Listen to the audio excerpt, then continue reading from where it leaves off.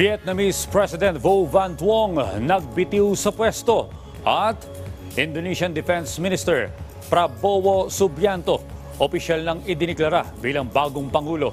Si Joy Salamatin sa sentro ng balita.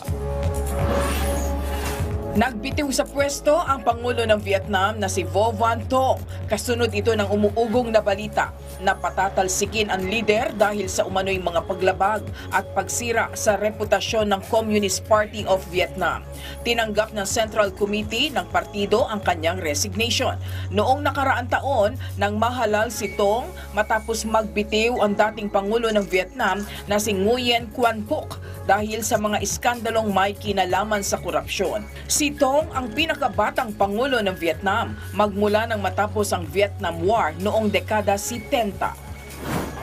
Opisyal nang idineklara bilang bagong halal na Pangulo ng Indonesia si Prabowo Subianto at ang kanyang running mate na si Gibran Rakabuming Raka. Higit 76 na milyong boto o 58.6% ng kabuang bilang ng boto ang kanilang nakuha sa isinagawang eleksyon.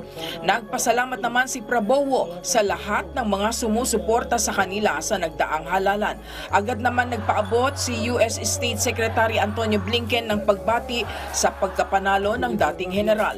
Nangako naman ang mga naging katunggali ni na Prabowo na magsasampa sila ng reklamo hinggil sa nangyaring halalan noong Pebrero. Nagsindi ng sulo ang mga Iraqi Kurds habang nagsasagawa ng prosesyon para ipagdiwang ang Nowruz New Year Festival sa bayan ng Acre sa Iraq.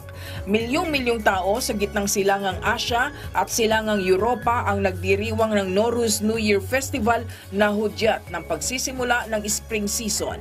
Joy Salamatin para sa Pambansang TV sa Bagong Pilipinas.